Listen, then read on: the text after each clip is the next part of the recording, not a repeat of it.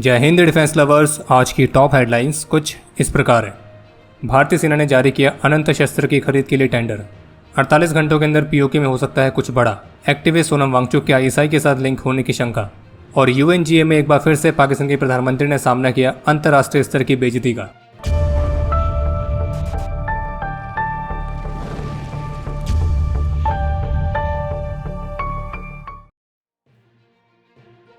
ANI की report के मुताबिक भारतीय सेना ने भारत इलेक्ट्रॉनिक्स लिमिटेड यानी कि बीईएल के लिए 30,000 करोड़ रुपीस का टेंडर जारी किया है, जिसके तहत बीईएल भारतीय सेना के लिए स्वदेशी तौर पर विकसित किए गए quick reaction surface to air missile यानी कि QRSAM सिस्टम की 6 रेजिमेंट्स सप्लाई करेगी। और एक जानकारी ये भी सामने आई है कि जो QRSAM सिस्टम्स हैं तो उन्हें एक नया नाम दिया गया है और वो है अनंत शस्त्र, यानी कि QRSAM सिस्टम्स अनंत शस्त्र के नाम से जाने जाएंगे। और ये जो अनंत शस्त्र हैं ये भारत के सर्विसेज में पहले से मौजूद MRSAM और आकाश जैसे सिस्टम्स को कॉम्प्लीमेंट करेंगे। और इस टेंडर को जारी करने से पहले इस मिसाइल सिस्टम के दिन और रात दोनों ही तरह की ऑपरेशनल कंडीशंस में बहुत ही एक्सटेंसिव ट्रायल्स कंडक्ट किए गए थे। इसके अलावा जो आर्मी की एयर डिफेंस यूनिट्स हैं वो नई radars, very short range missile systems, jammers, laser based systems, तो इनको भी इंडक्ट करने की प्रोसेस में है। और बाकी जानकारी के लिए आपको बता दें कि जो अनंत शस्त्र है इसकी ऑपरेशनल रेंज 3 किलोमीटर से 30 किलोमीटर तक है और इसकी जो एक्यूरेसी है वो 90 से 95% की है। इसके अलावा इस सिस्टम की जो रडार है वो 360 डिग्री की कवरेज प्रोवाइड करती है और इसका कमांड एंड कंट्रोल सिस्टम पूरी तरह से ऑटोनॉमस है। और इसे खास तौर पर ही ध्यान में रखकर बनाया गया है कि एक शॉर्ट नोटिस पर भी इसे तेजी से डिप्लॉय किया जा सके और ये ऑफेंसिव फॉर्मेशंस के साथ भी मूव कर सके। और इसको बनाने में 90% तक के स्वदेशी कंपोनेंट इस्तेमाल हुए और स्वदेशी कंपोनेंट की इसी मात्रा को 99% तक भी बढ़ाया जाएगा। तो जैसे कि पिछले अपडेट में हमने आपको बताया था कि सोनम वांगचुक को गिरफ्तार किया गया और उन पर NSA एक्ट लगाए जाने की रिपोर्ट्स भी आई थी। तो अब इस पूरे मामले पर लद्दाख पुलिस ऑफिशियल की तरफ से स्टेटमेंट्स देखने को मिली हैं, जिसमें उन्होंने ये बताया कि रिसेंट पास्ट में उन्होंने एक पाकिस्तानी इंटेलिजेंस ऑपरेटिव को गिरफ्तार किया था और पुलिस के मुताबिक वो जो पाकिस्तानी इंटेलिजेंस ऑपरेटिव है वो सोनम वांगचुक के टच में था और जो कि पाकिस्तान में वापस रिपोर्ट भी करता था। पुलिस का कहना है कि उनके पास इसका रिकॉर्ड भी है और पुलिस का ये भी कहना है कि सोनम वांगचुक ने पाकिस्तान में डॉन इवेंट को भी अटेंड किया था और उन्होंने बांग्लादेश को भी विजिट किया था। तो इसलिए उन पर एक बड़ा प्रश्न है और अभी इस मामले की इन्वेस्टिगेशन की जा रही है। और सीनियर पुलिस ऑफिसर का ये भी कहना है कि सोनम वांगचुक का उकसाने वाला इतिहास रहा है और इसलिए पुलिस इस मामले को हर एक एंगल से इन्वेस्टिगेट कर रही है, जिसमें पाकिस्तान, फॉरेन फंडिंग, हर पहलू की जांच की जा रही है। वैसे आप अपने विचार कमेंट सेक्शन में शेयर कर सकते हैं कि आपके हिसाब से NSA एक्ट के तहत सोनम वांगचुक की गिरफ्तारी एक सही कदम था या फिर नहीं। अपने विचार कमेंट सेक्शन में शेयर जरूर करिएगा। तो जैसे कि पिछले अपडेट में हमने आपको बताया था कि कैसे यूएनजीए में अपनी स्पीच में पाकिस्तान के प्रधानमंत्री शहबाज शरीफ ने अपने आप को आतंकवाद का विक्टिम बताया था, प्रेसिडेंट ट्रंप की तारीफ करी थी, ऑपरेशन सिंदूर के बारे में बात करी थी। उन्होंने तो ये भी क्लेम किया कि इस वर्ष मई के महीने में पाकिस्तान को ईस्टर्न फ्रंट यानी कि भारत की तरफ से अनप्रूव्ड एग्रेशन का सामना करना पड़ा था।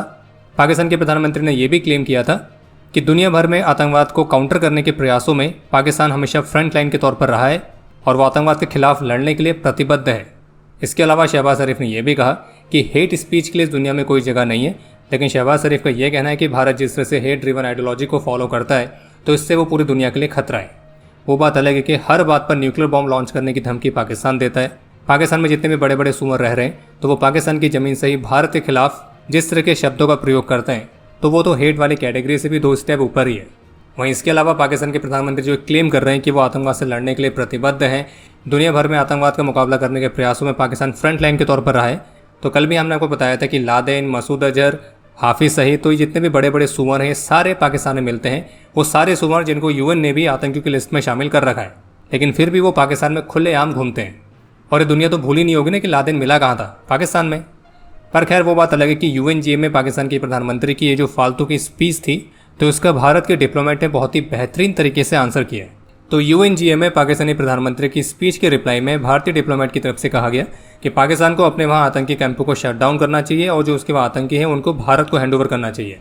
और कोई भी झूठ उन तथ्यों को नकार नहीं सकता है कि ये वही पाकिस्तान है जिसने 25 अप्रैल 2025 को UN सिक्योरिटी काउंसिल में TRF को बचाने का प्रयास किया था। वही आतंकी संगठन जो कि पहलगाम हमले से लेकर जम्मू कश्मीर में और भी कई सारे आतंकी हमलों के लिए जिम्मेदार रह चुका है। उनका ये भी कहना था कि पाकिस्तान के प्रधानमंत्री ने कहा कि वो भारत के साथ शांति चाहते हैं, तो अगर वो इस मामले पर सच में गंभीर होते तो इसका रास्ता बिल्कुल स्पष्ट है कि पाकिस्तान को तुरंत ही अपने वहाँ सारे आतंकी कैंपों को बंद करना चाहिए और जो आतंकी भारत में मोस्ट वांटेड हैं जो कि पाकिस्तान में रह रहे हैं तो उन्हें भारत को हैंडओवर करना चाहिए। रही बात ऑपरेशन सिंदूर की, जिसको लेकर शहबाज शरीफ ने क्लेम किया कि इस वॉर को उन्होंने जीता था और अब दुनिया में पीस को जीतना चाहते हैं। तो अगर तबाह हुए रनवेज, जले हुए हैंगर्स पाकिस्तान को जीत की तरह दिखते हैं तो इस तरह की विक्ट्री को एंजॉय करने के लिए पाकिस्तान का स्वागत है।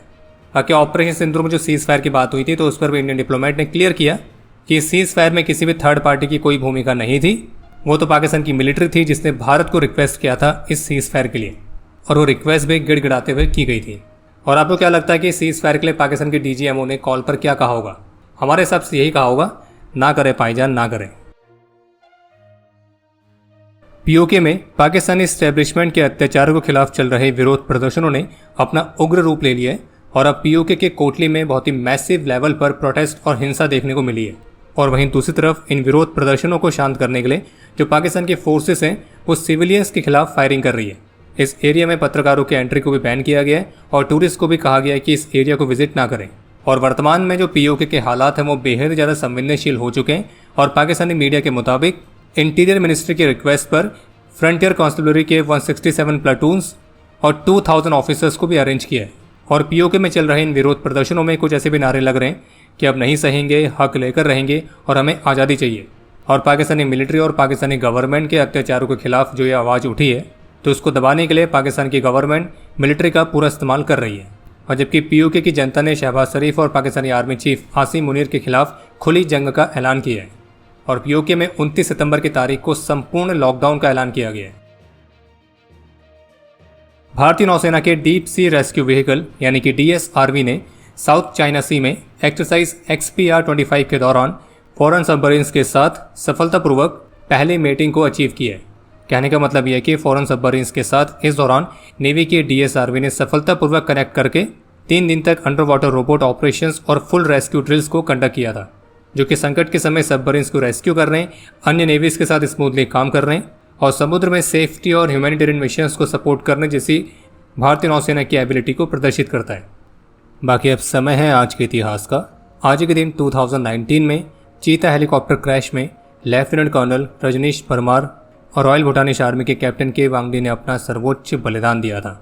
आज के दिन 2018 में जम्मू कश्मीर में ऑपरेशन के दौरान अपने अदम्य साहस और वीरता का परिचय देते हुए सिपाही हैप्पी सिंह वीर गति को प्राप्त हुए थे। आज के दिन 1995 में जम्मू कश्मीर में ही अपने अदम्य साहस और वीरता का परिचय देते हुए मेजर गणेश मर्दप्पा वीर गति को प्राप्त हुए थे और इन्हें मरणोपरांत शौर्य चक्र से सम्मानित किया गया। आज के दिन 2011 में जम्मू कश्मीर के ही कुपवाड़ा में अपने अदम्य साहस और वीरता का परिचय देते हुए लेफ्टिनेंट सुशील खजूरिया ने अपना सर्वोच्च बलिदान दिया था और इन्हें मरणोपरांत कीर्ति चक्र से सम्मानित किया गया। बाकी आपके लिए आज का प्रश्न है कि दुनिया में ऐसी कौन सी मिलिट्री है जहां पे डिफीट मिलने पर उनके ऑफिसर्स को मेडल्स और प्रमोशन मिलता है। और अब समय है आज के टॉप 3 कमेंट्स का, जो ये रहे आपकी स्क्रीन पर।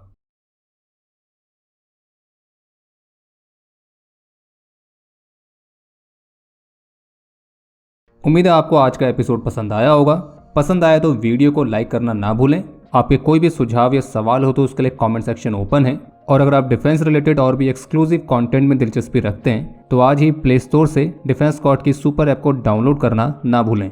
और अगर आप चैनल पर पहली बार आए हैं तो squadron.in पे जाके हमारे नए डिज़ाइंस को भी चेकआउट जरूर करें। बाकी जल्द मिलेंगे नए एपिसोड के साथ। तब तक के लिए जय हिंद, जय भारत।